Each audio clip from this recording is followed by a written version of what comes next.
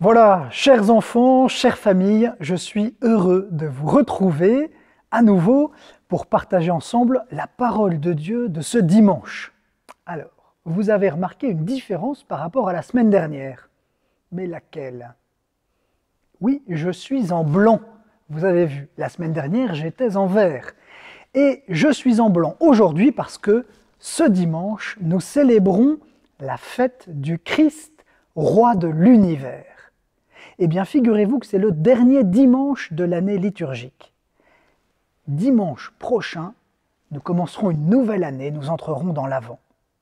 Alors, aujourd'hui, pour célébrer cette fête du Christ, roi de l'univers, je suis en blanc. Voilà. Et je voudrais, avant de lire l'Évangile avec vous, remercier particulièrement les enfants qui m'ont envoyé des questions, parce que je vous avais proposé de lire l'Évangile avec vos parents et de m'envoyer vos questions. Alors je remercie Constance, Madeleine, Octave, Arthur, Philippine, Héloïse et Ombeline qui m'ont envoyé leurs questions sur l'Évangile. Et j'espère qu'ils trouveront des réponses dans cette explication de la parole de Dieu. Eh bien, dès maintenant, sans attendre, nous allons nous mettre ensemble à l'écoute du Seigneur Jésus. Alléluia, mon cœur est dans la joie. Alléluia, je chante pour toi. Alléluia, mon cœur est dans la joie. Alléluia, je chante pour toi. Béni soit celui qui vient au nom du Seigneur. Béni soit le règne qui vient, celui de David, notre Père. Alléluia, mon cœur est dans la joie. Alléluia, je chante pour toi. Alléluia, mon cœur est dans la joie. Alléluia, je chante pour toi. Le Seigneur soit avec vous. Évangile de Jésus-Christ selon saint Matthieu.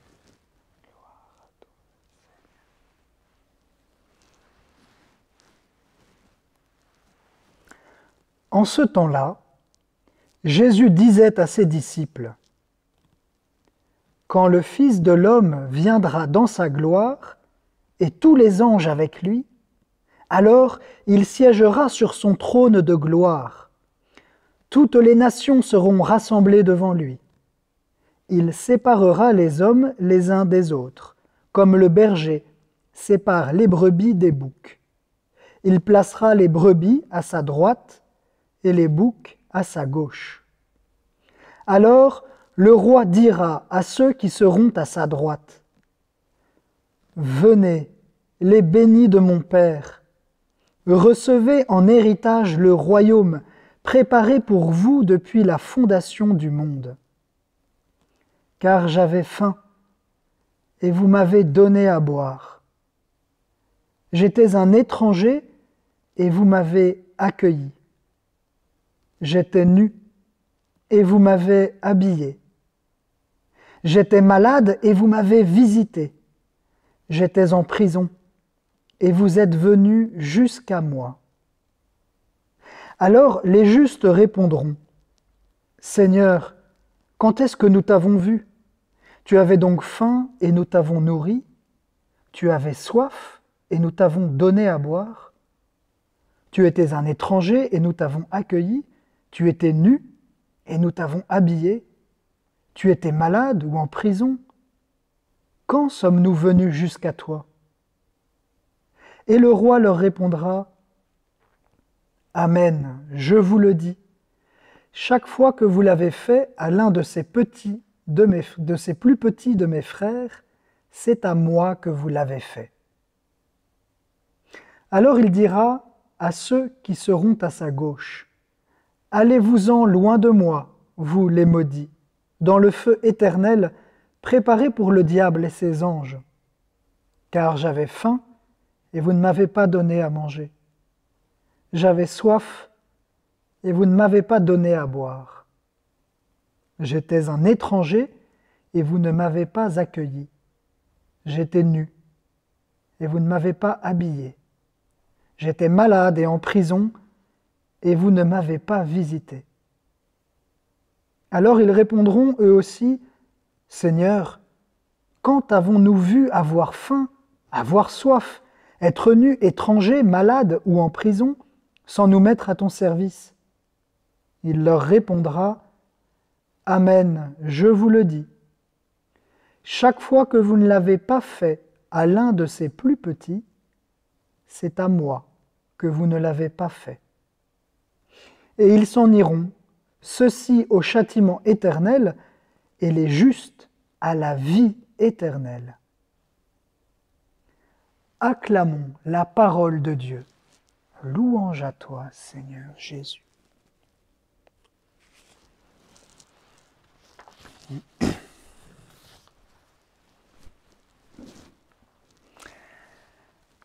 Alors, il y a une question qui m'a été posée, et je vais commencer avec cette question, c'est dans quel contexte Jésus dit cela? À quel moment? Pourquoi tout à coup Jésus parle du Fils de l'homme qui vient dans sa gloire? Pourquoi? Eh bien, le passage que nous avons entendu est à la fin de l'évangile de Saint Matthieu. Juste avant, il y a la parabole des talents que nous avons entendue ensemble dimanche dernier. Et à la fin de l'évangile, Jésus explique à ses disciples eh bien, qu'il reviendra. Jésus dit que à la fin des temps, il reviendra dans sa gloire. Il va venir. Voilà. Vous savez que les temps ont commencé, le monde a commencé. Vous voyez, il y a eu la création. Eh bien, ce monde, voilà, la terre, l'air, l'eau, tout ce qu'il y a sur cette terre et toutes les planètes et toutes les constellations, les systèmes solaires, toute cette création magnifique, elle a commencé et elle finira. Il y aura une fin de la création. Et Jésus nous dit, eh bien, à la fin des temps, le Fils de l'homme, c'est lui, Jésus, va venir dans sa gloire. Voilà. Alors, je pense que quand le Fils de l'homme reviendra dans sa gloire, eh bien, on pourra être surpris. Mais certainement, il y en a qui seront peut-être plus surpris que d'autres. Pourquoi? Pourquoi? Eh bien, parce que quand Jésus va venir, eh bien, il y en a qui le connaissent déjà. Non? Vous avez commencé à connaître Jésus, puisque vous écoutez sa parole. Vous savez déjà plein de choses sur Jésus. Vous savez qu'il est le Fils de Dieu le Père. Vous savez qu'il est né à Bethléem. Vous savez qui est sa maman. Vous savez ce qu'il a fait. Vous savez qu'il a donné sa vie par amour. Vous savez qu'il vous aime plus que tout, plus que lui-même, puisqu'il vous a donné sa vie. Vous savez plein de choses sur Jésus. Et vous savez qu'il est ressuscité, qu'il nous a ouvert les portes du ciel. Alors, quand Jésus va venir, est-ce que vous allez plutôt avoir peur? Ou est-ce que vous allez plutôt dire « Oh, enfin, Seigneur Jésus, te voilà !» Moi, je crois que vous aurez envie de dire « Enfin, Seigneur, te voilà !» Et peut-être, comme les ouvriers de la semaine dernière, vous direz « Et regarde Jésus, regarde ce que j'ai fait avec ton Esprit Saint. Regarde, j'ai bien travaillé avec tout l'amour que tu as mis dans mon cœur, j'ai fait comme tu m'as dit, et j'ai donné la vie en aimant les gens. » Ah ben voilà. Vous serez comme les ouvriers, les bons serviteurs du Maître, qui ont bien fait travailler leur talent. Vous voyez que la parabole de la semaine dernière, en fait, elle parle du retour de Jésus pour nous, les chrétiens, pour nous qui connaissons Jésus. Nous, on ne sera pas complètement surpris, parce qu'on est des serviteurs du Maître. On est des serviteurs de Jésus. On le connaît. Et on a envie de travailler avec lui. Vous voyez? Mais vous allez me dire, mais tous ceux qui ne connaissent pas Jésus, comment ils vont faire quand Jésus va revenir? Tous ceux qui n'ont jamais entendu parler de Jésus, il y en a plein. Peut-être dans votre classe, il y a des enfants qui n'ont jamais entendu parler de Dieu ou de Jésus. Mais alors, quand Jésus va revenir, comment ça va se passer pour eux, puisqu'ils ne le connaissent pas. Alors aujourd'hui, Jésus nous dit, voilà comment ça va se passer. Voilà comment ça va se passer. Alors vous voyez que quand Jésus nous parle de la fin des temps, on voit bien qu'il y a deux solutions. Soit on est avec Jésus, soit on veut aller avec lui, soit on ne veut pas de Dieu. Et on va rejoindre le diable et ses anges. Ça veut dire les esprits, les créatures qui ne veulent pas de Dieu, qui disent nous, on ne veut pas de Dieu. Vous voyez? Alors c'est Jésus qui connaît le fond de nos cœurs, hein, et c'est lui qui juge. Heureusement, parce que Jésus, il a un cœur bon. Jésus, il a un cœur meilleur que le mien. Alors je préfère que ce soit Jésus qui me dise ce qu'il y a dans mon cœur, parce qu'il est bon. Alors la question c'est, qu'est-ce qu'il faut faire pour être avec Jésus? Surtout quand on n'a jamais entendu parler de lui. Alors Jésus nous dit, dans l'évangile d'aujourd'hui, c'est très simple. C'est très simple. Être avec Jésus, c'est aimer les plus petits. Aimer les plus petits. Alors, qui c'est ces plus petits? Qui ça peut bien être, hein? Qui ça peut être ces plus petits à votre avis? Est-ce que c'est les plus petits dans la cour de récréation? Peut-être. Mais Jésus nous donne des indices. Il nous dit, le plus petit, en fait, c'est le plus pauvre. C'est celui qui a faim, qui a soif, qui est nu et qui a froid, qui n'a pas de vêtements, qui dort dehors. C'est celui qui est malade et qui est tout seul. C'est celui qui est étranger, qui arrive et qui ne connaît personne. Ou alors, c'est celui qui est enfermé dans sa prison. En fait, le plus petit, c'est celui qui a besoin de moi pour vivre. Vous voyez? C'est ça un petit ou un pauvre. Par exemple, un petit enfant, il a bien besoin de sa maman pour vivre. Il ne peut pas se nourrir tout seul, s'habiller tout seul. Eh bien, vous voyez, un pauvre, c'est quelqu'un qui a besoin de nous pour vivre. Vous voyez, il a besoin de nous, de moi, de vous. Voilà ce que c'est qu'un pauvre. Alors, il y en a qui sont pauvres parce qu'ils n'ont rien, hein, mais il y en a qui sont pauvres aussi parce qu'ils sont tout seuls. Ça, c'est une grande pauvreté, d'être tout seul. Hein, c'est vraiment, on n'a rien, j'ai même pas d'amis. Ça, c'est une grande pauvreté. Alors maintenant, il reste quand même une grande question. Pourquoi est-ce que Jésus dit que celui qui a aimé, qui a servi le plus petit, c'est comme s'il l'avait fait à Jésus? Ça alors, c'est étonnant quand même. Hein, pourquoi est-ce que quand je donne à manger à un tout petit, quand je partage avec lui, quand je vais voir quelqu'un qui est tout seul, pourquoi est-ce que c'est comme si j'allais voir Jésus? Ça, c'est une bonne question. Alors, la réponse, c'est qu'en fait, vous voyez, nous, déjà, on est un peu comme des petits par rapport à Dieu. Hein?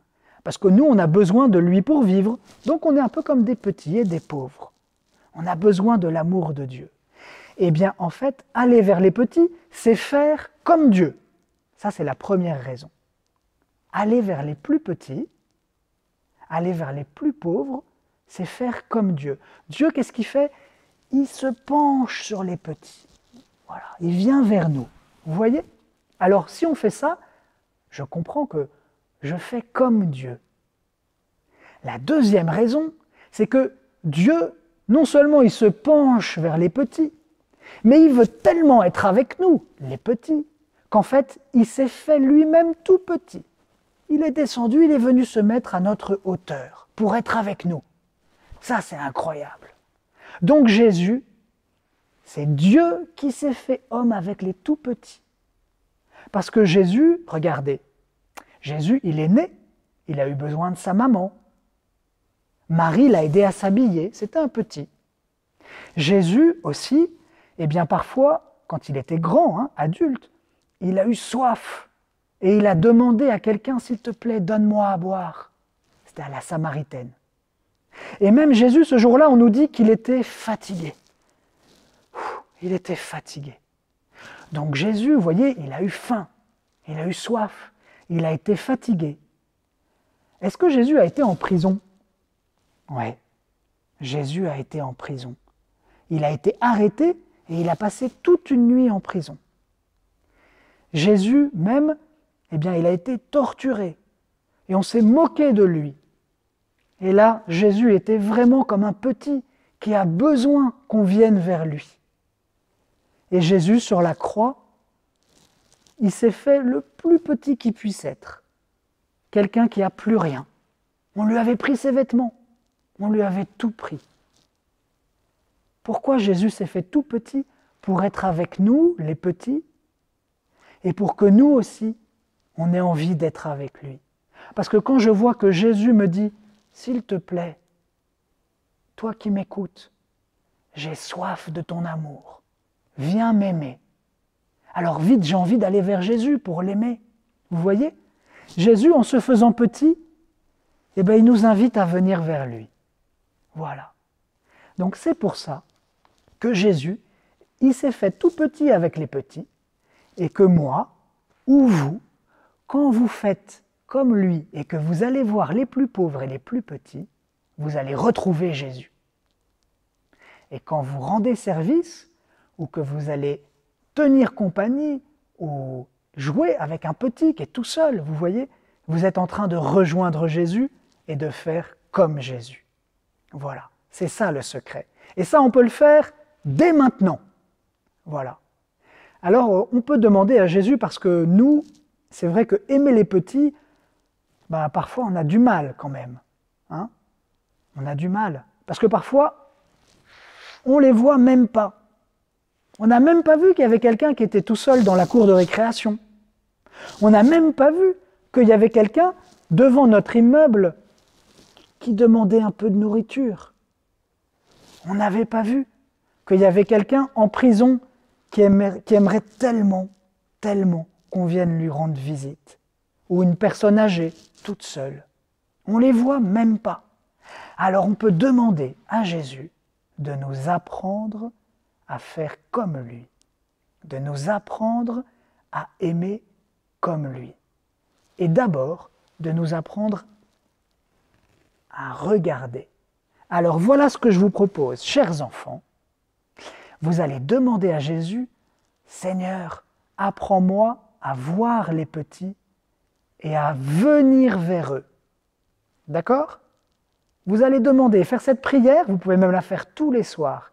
Et je vous promets, chers enfants, que si vous faites cette prière, vous allez voir les petits autour de vous. Dans la cour de récréation, dans la classe, sur le chemin de l'école. Tous ces pauvres et ces petits que vous n'aviez pas vus, tout à coup, vous allez les voir. Je vous promets que si vous faites cette prière, Jésus vous exaucera. Après, eh bien après, ce sera à vous d'aller vers eux, tout simplement, de leur faire un sourire, de leur dire bonjour, de leur donner, peut-être, si vous pouvez, un peu de ce que vous avez. Voilà. Et en faisant cela, vous serez avec Jésus. Voilà. Eh bien, je vous propose qu'on commence dès maintenant en se tournant vers Jésus.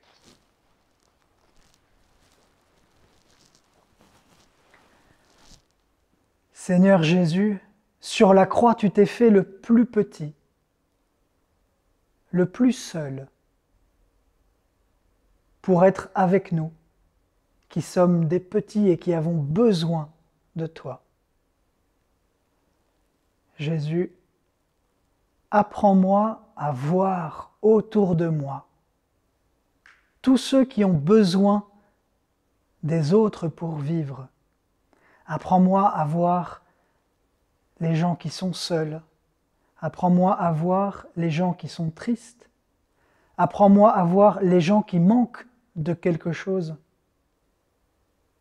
Seigneur, tout l'amour que tu mets dans mon cœur, moi qui suis aussi un petit, je voudrais le rapporter. Seigneur Jésus, rends-moi la vue. Seigneur Jésus, rends-moi la vue. Seigneur Jésus, éclaire mon regard. Seigneur Jésus, éclaire mon regard. Seigneur, tu connais mon cœur, tu sais que je veux être avec toi dès maintenant. Je veux régner avec toi, je veux servir avec toi dès maintenant et pour l'éternité, pour toujours. Amen.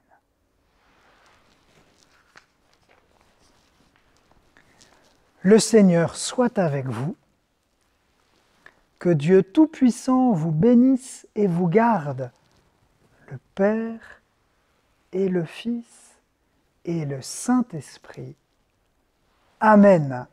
Eh bien, chers enfants, chères familles, allez et demeurez dans la paix du Christ. Voilà. Alors, j'ai un petit mot à vous dire encore.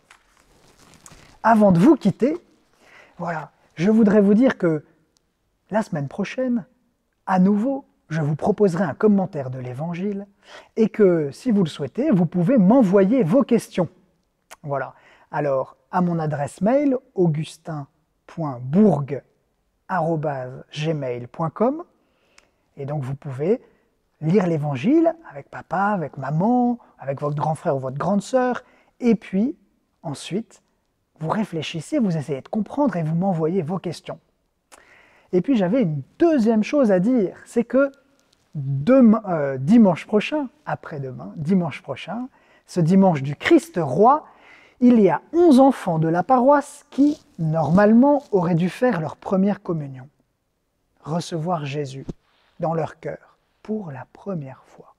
Alors malheureusement, ils ne pourront pas, parce que on ne peut pas encore être tous réunis pour la messe.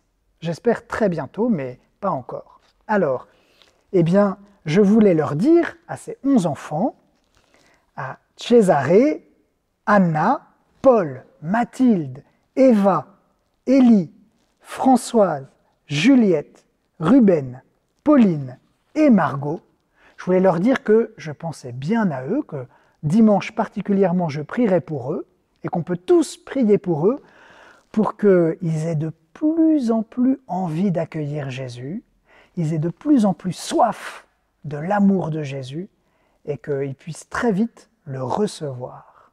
Voilà. Je vous souhaite un très beau dimanche du Christ roi, et je vous dis à très bientôt.